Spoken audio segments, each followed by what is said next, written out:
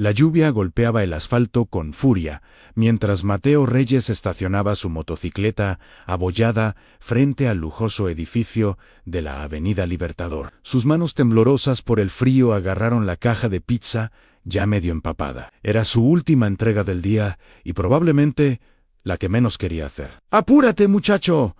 ¡Llevo esperando media hora!», gritó una voz desde el intercomunicador. Mateo tragó saliva. Sabía quién era Ricardo Santillán, el empresario más arrogante del barrio, el mismo que semanas atrás lo había humillado frente a una multitud en el restaurante donde trabajaba antes. «Los fracasados como tú nunca llegarán a nada», le había dicho mientras todos reían. Subió los 15 pisos por las escaleras porque el conserje le prohibió usar el elevador. «Es solo para residentes», le había dicho con desprecio. Cuando finalmente tocó la puerta, llegó sudoroso y sin aliento. «¿Tardaste una eternidad?». Ricardo le arrebató la pizza. «Mira nada más. Está fría y mojada. ¿Esperas propina así?». Sus amigos, reunidos para una fiesta, se rieron a carcajadas. «¿Cuántos años tienes?». «23, 24. Y sigues entregando pizza. ¡Qué desperdicio de vida!». Mateo apretó los puños, pero bajó la mirada. Necesitaba ese trabajo, necesitaba cada peso para pagar el pequeño cuarto que alquilaba y ayudar a su abuela enferma. «Son 180 pesos, señor», murmuró. Ricardo sacó un billete de 200 y lo dejó caer al suelo.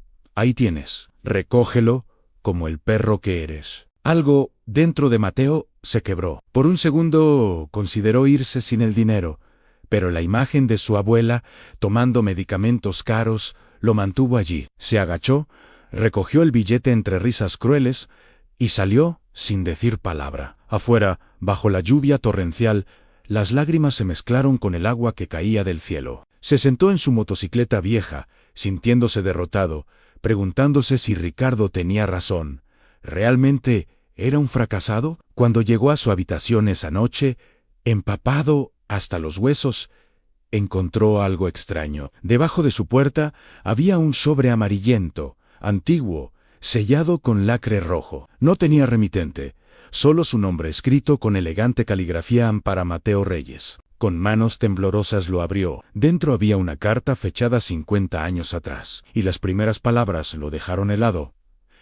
«Si estás leyendo esto, es porque ha llegado el momento de reclamar lo que legítimamente te pertenece. Tu abuelo, Alberto Reyes, fue uno de los hombres más ricos de esta ciudad, y tú eres su único heredero legítimo». Mateo leyó y releyó la carta al menos 10 veces, convencido de que se trataba de una broma cruel. Su abuelo Alberto Reyes, un hombre rico, imposible. Él había crecido escuchando que su abuelo paterno había muerto en la pobreza, un obrero de fábrica sin un centavo a su nombre. La carta continuaba con detalles precisos. Alberto Reyes fundó Industrias Reyes en 1965, una empresa de manufactura que llegó a tener más de 1000 empleados. Sin embargo, su socio, Mauricio Santillán, lo traicionó, falsificando documentos para quedarse con todo. Alberto murió intentando recuperar lo que era suyo, pero dejó pruebas escondidas. Estas pruebas están en una caja de seguridad del Banco Nacional. Sucursal Centro, número 347, a la llave, está enterrada en el jardín de la casa familiar. Calle Belgrano, 892. Bajo el viejo roble. Mateo sintió que el corazón le golpeaba el pecho en Santillán. ¿Mauricio Santillán? ¿Sería familiar de Ricardo? La coincidencia era demasiado grande para ignorarla. Al día siguiente, Mateo faltó a su trabajo por primera vez en 2 años. Tomó 2 autobuses hasta llegar a la calle Belgrano 892. La casa seguía ahí, abandonada, con las ventanas rotas y el jardín convertido en una jungla de maleza. El viejo roble, sin embargo, permanecía firme en el centro del terreno descuidado. Con una pala prestada del vecino más cercano, comenzó a cavar. Los curiosos se asomaban, algunos se burlaban. «El loco está buscando tesoros», decían. Pero Mateo no se detuvo. Después de 2 horas, su pala golpeó algo metálico. Era una caja de hierro, oxidada pero intacta. Dentro, envuelta en plástico, había una llave antigua, con el número 347 grabado. También había fotografías a su abuelo, joven y sonriente, frente a una enorme fábrica con el letrero Industrias Reyes. En otra foto aparecía junto a otro hombre a Mauricio Santillán, el mismo rostro de Ricardo, pero 50 años más joven. Las manos de Mateo temblaron. Todo era real. Corrió al Banco Nacional. La empleada lo miró con desconfianza cuando presentó la llave sucia, él con su uniforme de repartidor arrugado y manchado. «Necesito acceder a la caja de seguridad 347», dijo con voz firme que no reconocía como propia. «¿Tiene identificación y documentos de autorización?» Mateo mostró su identificación. El apellido coincidía con el registro Ana Alberto Reyes. Después de verificaciones y llamadas al gerente, finalmente lo condujeron a la bóveda. Cuando abrió la caja, el mundo se detuvo. Dentro había contratos originales, acciones de la empresa, documentos notariados, registros bancarios, todo demostrando que Alberto Reyes era el dueño legítimo del 60% de lo que ahora se llamaba Grupo Santillán, la corporación multimillonaria que Ricardo había heredado de su padre Mauricio. Había también una carta manuscrita de su abuelo: «Ansí, mi nieto, lee esto. Que sepa que los Santillán nos robaron todo usando mi firma falsificada cuando estuve hospitalizado. Las pruebas están aquí, recupera lo nuestro. No por el dinero, sino por la justicia y el honor de nuestro apellido».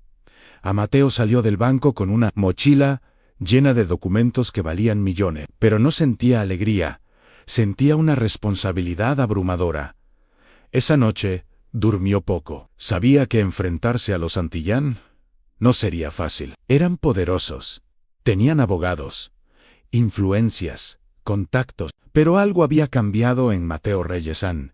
Ya no era el muchacho humillado recogiendo billetes del suelo. Mateo sabía que necesitaba ayuda profesional. Con los únicos ahorros que tenía, 50,000 pesos guardados durante 3 años de entregas, visitó varios bufetes de abogados. En todos recibió la misma respuesta: los Santillán son intocables. Nadie se atreve a demandarlos. Lo siento. El quinto despacho fue diferente. La abogada Daniela Cortés, una mujer de unos 40 años con mirada penetrante, revisó los documentos durante 2 horas en silencio absoluto. Finalmente habló: «Esto es dinamita pura. Si es auténtico, y parece serlo, estamos hablando del fraude corporativo más grande de las últimas décadas». Levantó la mirada. «Pero debo advertirte, los Santillán tienen ejércitos de abogados y no dudarán en destruirte.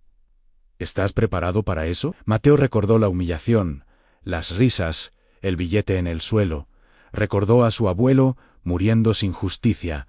«Estoy preparado». Daniela sonrió por primera vez. «Bien, trabajaré pro bono hasta recuperar lo tuyo. Cuando ganemos, ajustaremos honorarios. Pero te advierto, esto puede tomar años.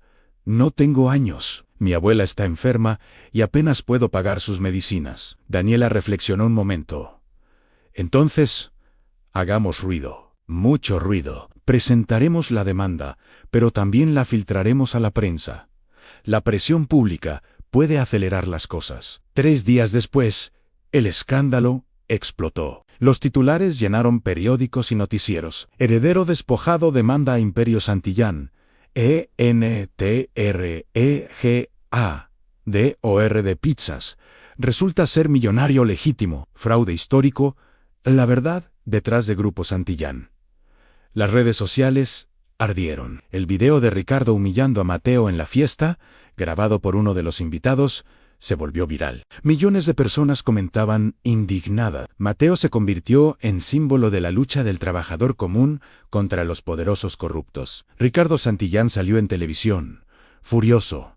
«Esto es una farsa, un empleaducho resentido, inventando historias para sacarme dinero. Mi familia construyó este imperio con esfuerzo y honestidad. No permitiré que un don nadie nos difame». Pero los documentos eran irrefutables. Los peritos confirmaron su autenticidad. Las firmas falsificadas en los contratos de transferencia de 1968 fueron expuestas. Mauricio Santillán, ya fallecido, no podía defenderse, pero las pruebas lo incriminaban completamente. La audiencia preliminar fue un circo mediático. Cientos de periodistas, cámaras, manifestantes. Mateo llegó en su vieja motocicleta, aún vistiendo su chaqueta de repartidor. Ricardo llegó en limusina blindada y escoltado por guardaespaldas. Dentro de la sala, los abogados de Santillán, 7 hombres con trajes de $5,000, intentaron intimidar. Presentaron contrademandas, acusaciones de difamación, extorsión, falsificación de documentos. Daniela los destrozó uno por uno con hechos, pruebas irrefutables, testimonios de antiguos empleados de Industrias Reyes que habían guardado silencio durante décadas por miedo. El juez, un hombre serio llamado Héctor Morales, escuchó ambas partes. Finalmente declaró: hay suficiente evidencia para proceder a juicio completo. Además, ordenó congelamiento inmediato del 60% de los activos de Grupo Santillán hasta resolución final del caso. La sala explotó.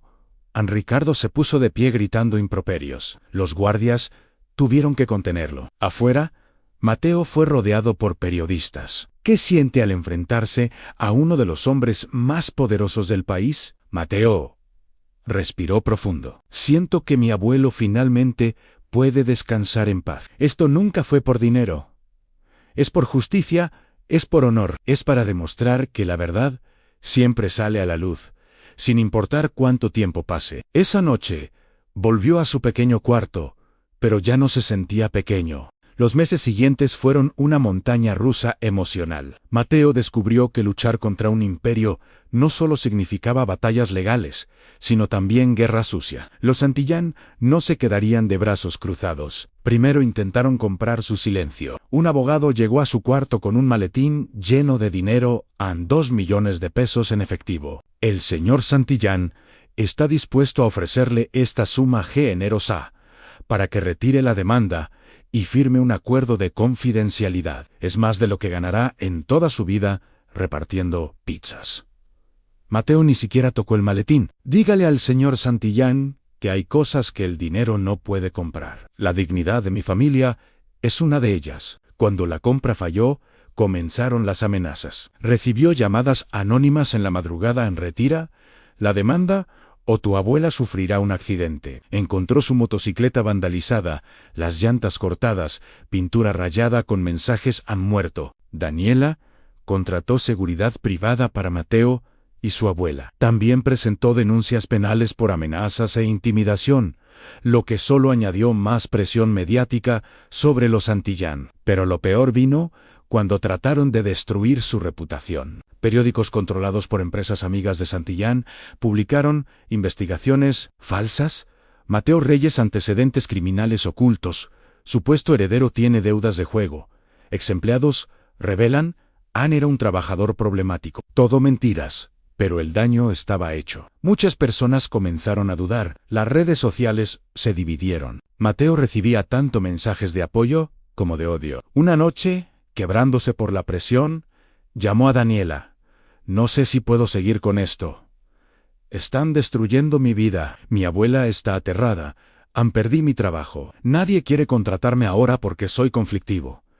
Quizás debería rendirte. Daniela lo interrumpió. ¿Eso es lo que tu abuelo hubiera querido? Escúchame bien. Mateo, estamos ganando. Por eso atacan tan desesperadamente. Un león herido es el más peligroso, pero también el más cerca de caer. Daniela tenía razón.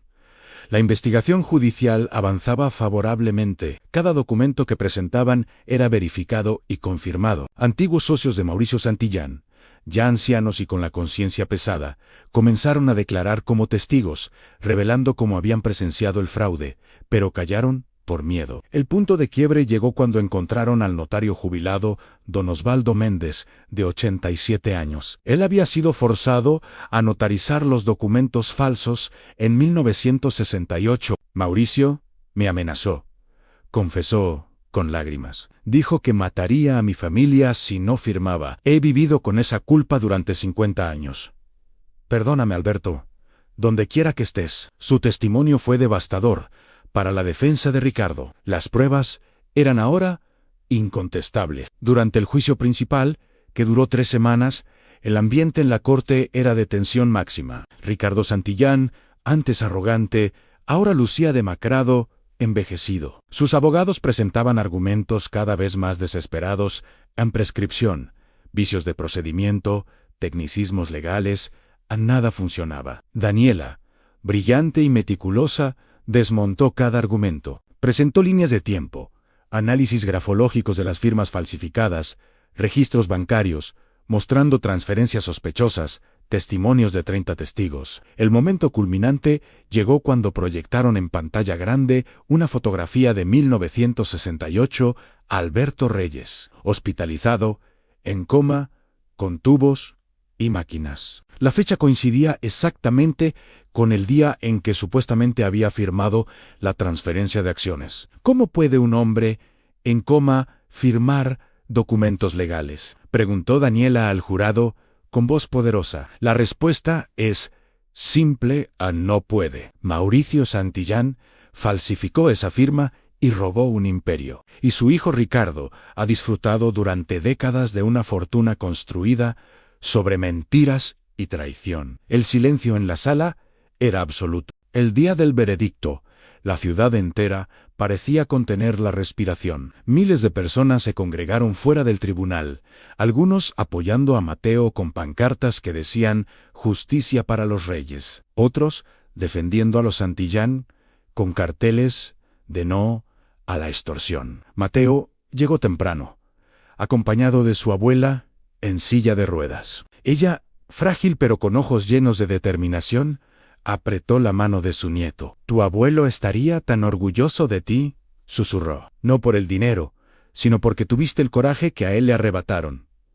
Daniela revisaba sus notas por última vez. Había apostado toda su carrera a este caso. Si perdían, su reputación quedaría destrozada. Pero mirando los documentos, las pruebas, los testimonios, sabía que habían hecho todo correctamente. Ricardo Santillán entró rodeado de sus 7 abogados, pero su expresión ya no era de arrogancia, sino de preocupación apenas disimulada. Durante las últimas semanas, varios de sus socios comerciales habían comenzado a distanciarse. Inversionistas retiraban fondos, contratos se cancelaban. El imperio Santillán ya estaba tambaleándose antes del veredicto.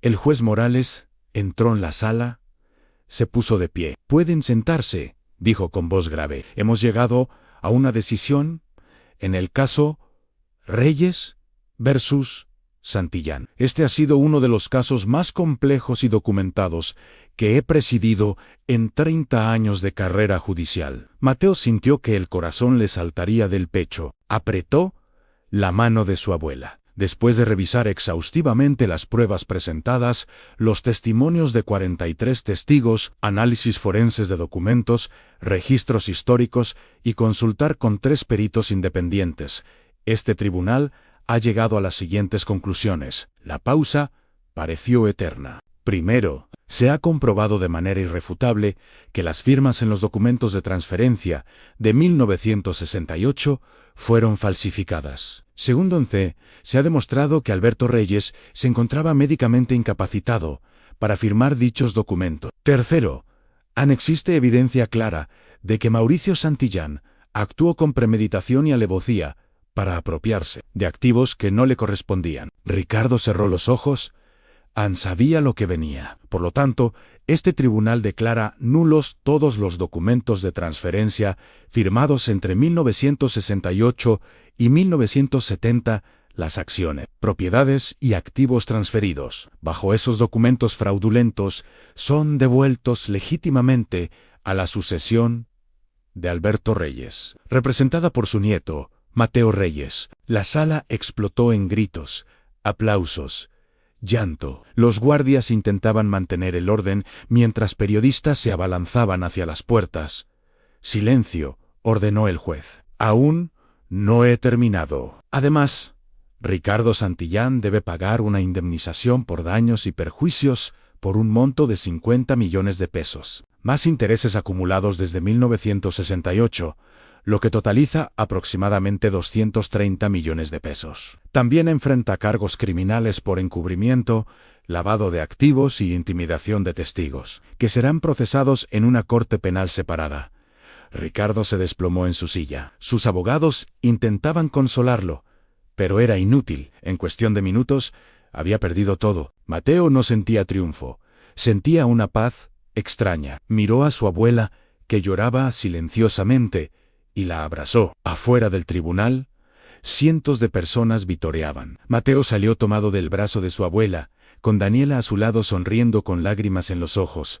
«Mateo, Mateo», gritaban los reporteros. «¿Qué va a hacer ahora que es uno de los hombres más ricos del país?». Mateo se detuvo frente a los micrófonos, respiró profundo y habló con una serenidad que sorprendió hasta él mismo. «Primero, voy a asegurarme de que mi abuela tenga el mejor tratamiento médico disponible. Segundo, voy a reconstruir Industrias Reyes, pero no como un imperio de explotación, sino como una empresa que trate a sus empleados con dignidad y respeto. Tercero, voy a crear una fundación en nombre de mi abuelo para ayudar a trabajadores que han sido víctimas de injusticias laborales».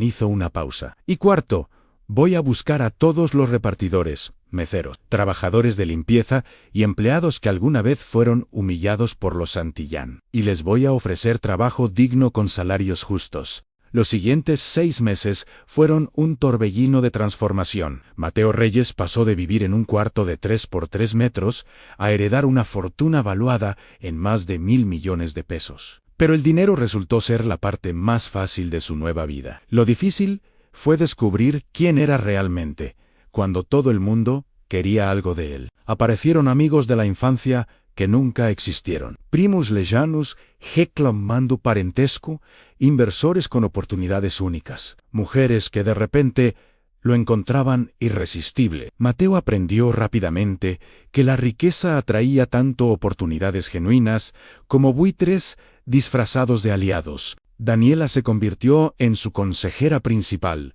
no solo legal sino estratégica. Juntos comenzaron la reconstrucción de Industrias Reyes. A las viejas instalaciones habían sido vendidas por los Santillán años atrás, pero Mateo las recompró a precio de mercado. Su primera decisión como dueño fue controversial. Contrató a 50 exempleados de las empresas Santillán, que habían sido despedidos tras el escándalo. Muchos empresarios lo criticaron.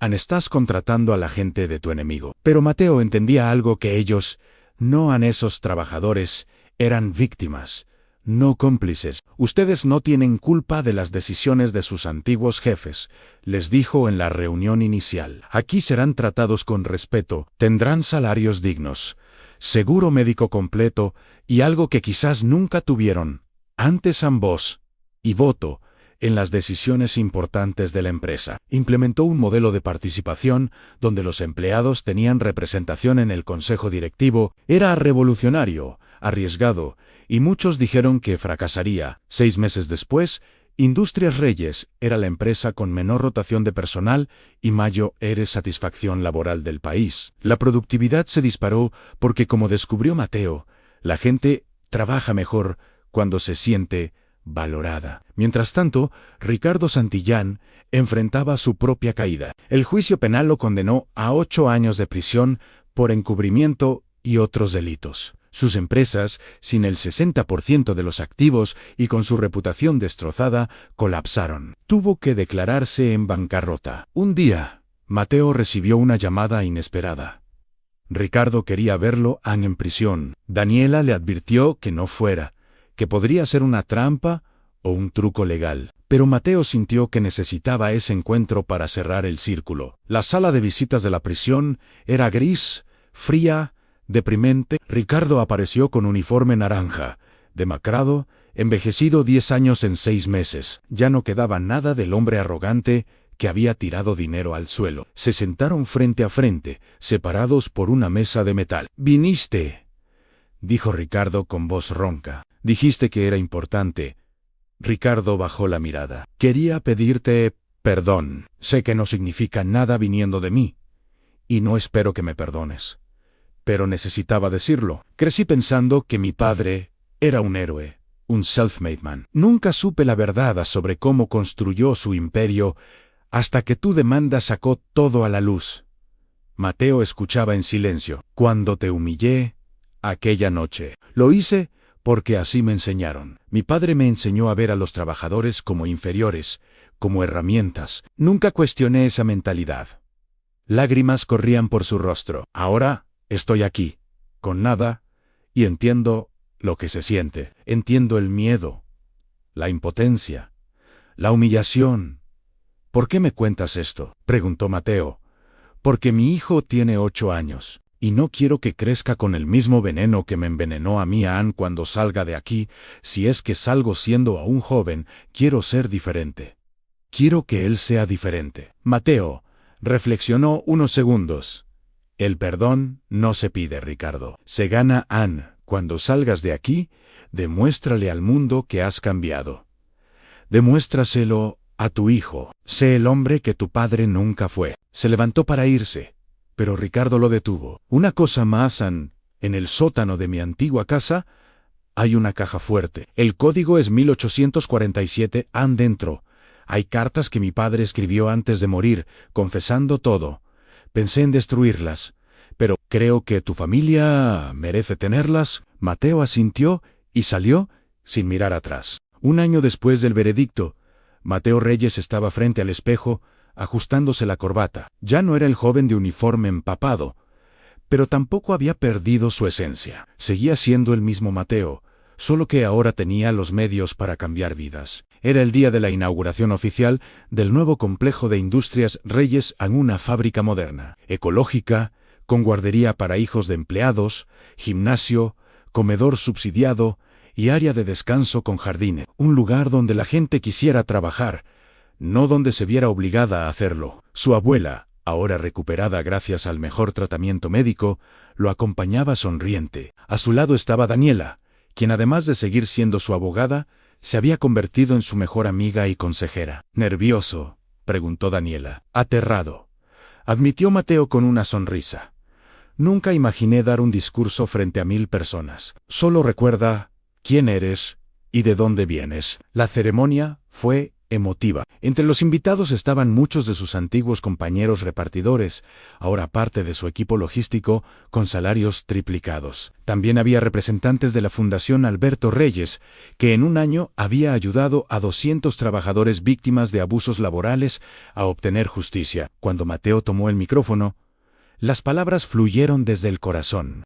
Hace 1 año y medio, yo estaba bajo la lluvia, humillado, recogiendo dinero del suelo, preguntándome si mi vida tendría algún valor. Hoy estoy aquí, no porque sea especial, sino porque tuve la suerte de descubrir una verdad que mi abuelo protegió con su vida, aunque la justicia, aunque tarde, siempre llega. Miró a la multitud. Pero la verdadera lección no fue recuperar una fortuna, fue entender que el valor de una persona no está en su cuenta bancaria ni en su título laboral, está en su dignidad, en su integridad, en cómo trata a los demás. A mi abuelo lo entendió. Por eso construyó una empresa donde los trabajadores eran familia. Y esa es la empresa que hoy renace.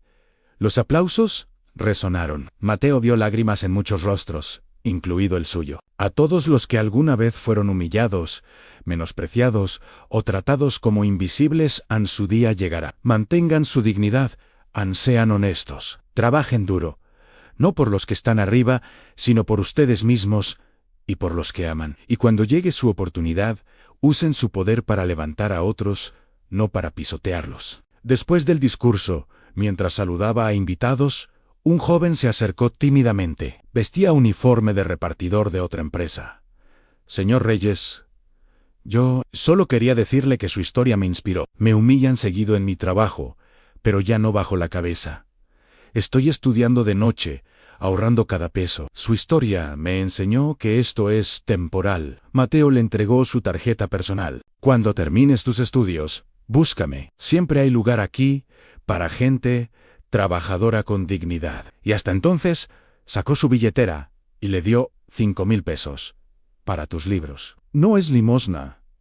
Es inversión en alguien que sé que llegará lejos. El joven se fue llorando de gratitud. Esa noche, Mateo visitó la tumba de su abuelo por primera vez desde el veredicto. Colocó flores frescas y se sentó junto a la lápida. Lo logramos, abuelo.